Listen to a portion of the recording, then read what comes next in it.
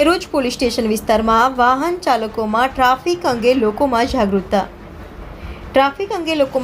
આવે તે હેતુથી ખેરોજ પોલીસ સ્ટેશનના પીઆઈ ડીએન સાધુ તથા એએસઆઈ કપૂરભાઈ, કોન્સ્ટેબલ નરેશકુમાર ચૌધરી, આશીષભાઈ સુમિતભાઈ દ્વારા આવતા જતા વાહન ચાલકોને રોકી ટ્રાફિક નિયમોનું પાલન અંગે ટેમ્પલેટ વિતરણ કરવામાં આવ્યા તેમજ નિયમ ભંગ નહીં કરવા સમજ કરી ચોકલેટનું વિતરણ કરવામાં આવેલ।